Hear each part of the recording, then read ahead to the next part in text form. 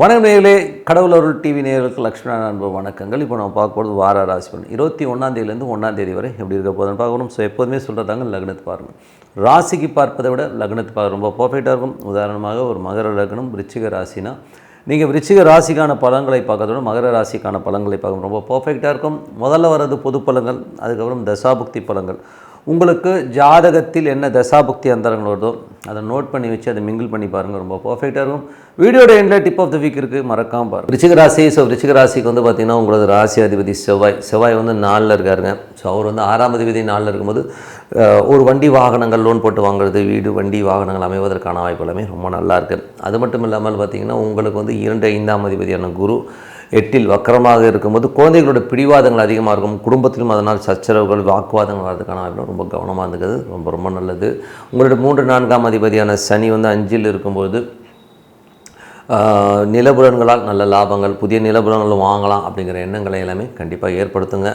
So அதுக்கப்புறம் பார்க்கும்போது உங்களது 6ஆம் அதிபதி அந்த செவ்வாய் வந்து உங்களுக்கு இப்போ 4ல் இருக்கும்போது நல்ல ஒரு ஏற்றம், நல்ல லாபங்கள் வர்றதுக்கான வாய்ப்புகளும் ரொம்ப நல்லா இருக்குங்க. வண்டி வாகனங்கள் சின்னதாக பழுது ஏற்படலாம், இல்லைனா ஒரு லோன் போட்டு ஒரு வண்டி வாகனங்களோ லேண்டோ வாங்கிறதுக்கான வாய்ப்பு எல்லாமே ரொம்ப நல்லாயிருக்கு. 7ஆம் அதிபதியான சுக்கிரன் வந்து பார்த்திங்கன்னா உங்களுக்கு எந்த மாதிரி விஷயங்களே பண்ணுவார் அப்படின்னும் போது சுக்கிரன் உங்களுக்கு வந்து பார்த்திங்கன்னா இப்போ இருக்கிறது வந்து 4ல் இருக்காருங்க. ஸோ அதனால் வந்து நல்ல கணவன் மனைவியோட சந்தோஷமாக வெளியூர் போகணும், பிரயாணம் பண்ணணும் அப்படிங்கிற எண்ணங்கள் இருக்கும். நல்ல ஒரு மேக்கப் போட்டு ஜாலியாக வந்து ஒரு சுற்றுலா போகிறது, இந்த மாதிரி எண்ணங்களை எல்லாமே ஏற்படுத்தும்.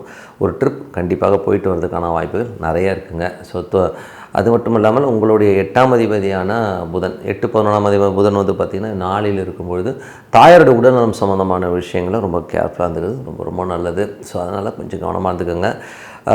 அதுக்கப்புறம் பார்க்கும்போது ஒரு 9ஆம் அதிபதி 9ஆம் அதிபதி சந்திரன் வந்து சிறப்பான விஷயங்கள், நல்ல ஏற்றங்கள், வேலையில் நல்ல லாபங்கள், அதுவும் வேலையில் வந்து கொஞ்சம் பிரயாணம் பண்ணுறமான விஷயங்களுமே ரொம்ப நல்லாயிருக்கு. தந்தையுடைய உடல்நலம் சம்மந்தமான விஷயங்களை கொஞ்சம் கேர்ஃபுல்லாக இருந்துக்கணும்.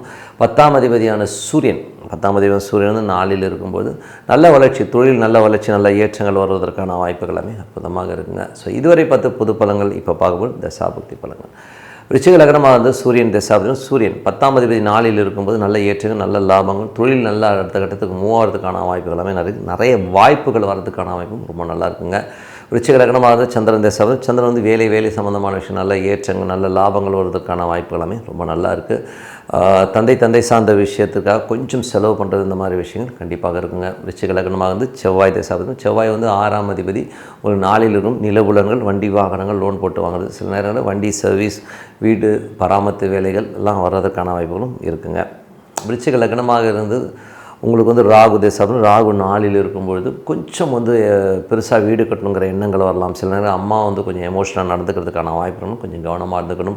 விருச்சிக லக்னமாக வந்து குரு தசாபதி 2 5ஆம் அதிபதியான குரு 8ல் வக்கரமாக இருக்கும்போது குழந்தைகளால் ஒரு வாக்குவாதங்களோ குழந்தைகளோட பிடிவாதத்தால் வீட்டில் ஒரு சலசலப்புகள் ஏற்படுறதுக்கான வாய்ப்பு இருக்கிறதுனால கொஞ்சம் கவனமாக இருந்துக்கிறது ரொம்ப ரொம்ப நல்லது.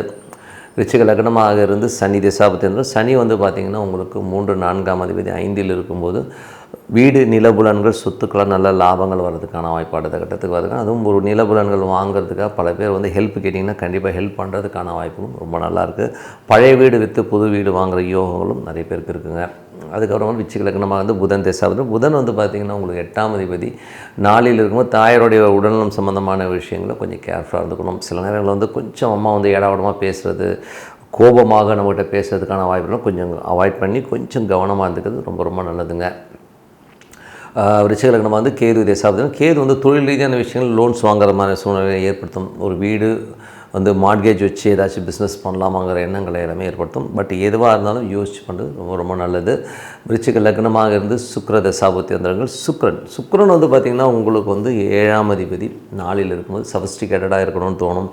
கணவன் மனைவி வந்து உல்லாசமாக ஜாலியாக வந்து ஒரு ட்ரிப் போகலாமா அப்படிங்கிற எண்ணங்களை எல்லாமே கண்டிப்பாக ஏற்படுத்துங்க. மற்றபடி என்னை பொறுத்த ஒரு நல்ல ஒரு பிரார்த்தனை, பர்டிகுலர் டைமை ஃபிக்ஸ் பண்ணி ஒரு பிரார்த்தனைங்கிறத ரெகுலராக பண்ணிட்டு வரும்போது நம்ம வாழ்க்கையில் நம்ம அடுத்த கட்டத்துக்கு போகிறதுக்கான வாய்ப்புகள் ரொம்ப சிறப்பாக இருக்குது. Tip of the week. So tip of the வீக்கில் நம்ம பார்க்க போகிறது புணர்ப்பு. ஸோ புணர்ப்புங்கிற தோஷங்கிறது வந்து எப்படி வரும் அப்படிங்கிறத முதல்ல சொல்லுவோம். ஸோ புணர்ப்பு தோஷங்கிறது வந்து பார்த்திங்கன்னா சனி சந்திரன் தொடர்பு அப்படின்னு சொல்லுவோம். யாரோடைய ஜாதகத்தில் வந்து சனி சந்திரனுடைய கூட சேர்ந்திருந்தாலோ இல்லை சனி வந்து சந்திரன் நட்சத்திரத்துலையோ இல்லை சந்திரன் சனியோட நட்சத்திரத்தில் இருந்தால் அது புணர்ப்பு தோஷம், இல்லை ஒன்று பார்வை இருந்தாலும் வந்து புணர்ப்பு தோஷம்னு சொல்லுவோம்.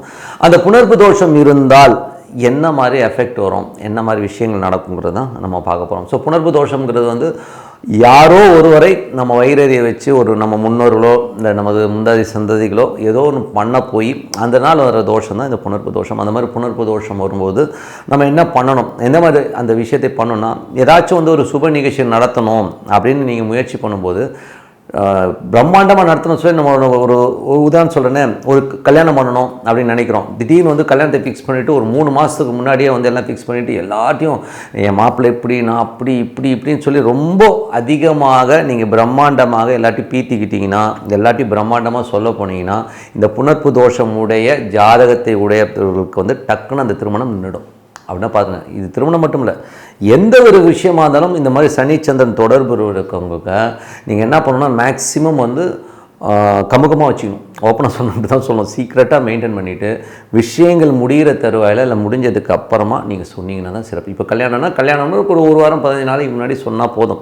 நீங்கள் ஒரு 3 மாதத்துக்கு முன்னாடியே நான் அப்படி மாப்பிள்ளை இப்படி டாக்டர் டாட் போட்டுட்டிங்கன்னா ஒரு பர்டிகுலர் டைமில் வந்து டக்குன்னு பிரேக் ஆகி நின்றுடும். ஸோ அதனால் வந்து புணர்ப்பு தோஷங்கிறது வந்து ஜாதகத்தில் இருக்குன்னா மேக்ஸிமம் நீங்கள் வந்து எந்த சுப நிகழ்ச்சி, நான் வீடு கட்டுறேன், பெருசாக கட்டுறேன், நான் பிரம்மாண்டமாக கட்டுறேன் ஆய்வுன்னு நீங்கள் பீத்திக்கிட்டிங்கன்னா டப்புன்னு வந்து புணர்ப்பு தோஷம் இருக்குன்னா அது அப்படியே ஆஃப் ஆகி நின்று போயிடும். அதுக்கப்புறம் நீங்கள் உட்காந்துடணும், ஐயோ என்னங்க அது. ஸோ அந்த மாதிரி ஒரு தடங்களை ஏற்படுத்துகிறது தான் வந்து இந்த புணர்ப்பு தோஷம். இந்த மாதிரி தோஷம் இருக்கிறவங்களுக்கு என்ன பண்ணலாம், என்ன பரிகாரம். ஸோ பரிகாரம்னு சொல்ல போகும்போது எப்போல்லாம் இப்போ திங்கட்கிழமையில் சனி நட்சத்திரம் வர நாட்கள், சனி நட்சத்திரங்கிறது வந்து பார்த்திங்கன்னா என்ன மாதிரி நட்சத்திரங்கள் வரும், பூசம் வரும், அனுஷம் வரும், ஸோ உத்திரட்டாதி வரும். இந்த 3 நட்சத்திரங்கள் திங்கட்கிழமையில் வர அன்னைக்கு ஒரு ஈஸ்வரன் கோயிலில் நீங்கள் வந்து ஒரு தயிர் சாதம், ஓகேங்களா, ஒரு தயிர் சாதத்தை தொன்னையில் வச்சு மக்களுக்கு டிஸ்ட்ரிபியூட் பண்ணும்போது இந்த புணர்ப்பு தோஷங்கிறது வந்து கண்டிப்பாக வந்து ஃப்ரீயாகும். அதே மாதிரி சனிக்கிழமைகள் ஒன்று திங்கட்கிழமை பண்ணலாம், இல்லைன்னா சனிக்கிழமைகளில் சந்திரனுடைய நட்சத்திரங்கள் என்ன வரும், ரோகிணி வரும், அதுக்கப்புறம் அஸ்தம் வரும், அதுக்கப்புறம் திருவோணம் வரும். ஸோ இந்த 3 நட்சத்திரங்கள் வர நாளில், அதுவும் சனிக்கிழமைகள் இந்த நட்சத்திரம் வரும் நாளில் வந்து ஒரு தொன்னையில் வந்து தயிர் சாதம் வச்சு மக்களுக்கு டிஸ்ட்ரிபியூட் பண்ணும்போது கண்டிப்பாக இந்த தோஷத்துலேருந்து கண்டிப்பாக நிவர்த்தி கிடைக்கும். அது வந்து ஒரு ரிலீஃபை கண்டிப்பாக கொடுக்கும். ஒன்றும் இல்லை, ரொம்ப இது வந்து பெரிய கெடுதல்லாம் பண்ணாது, பீத்திக்காமல் இருக்கணும்.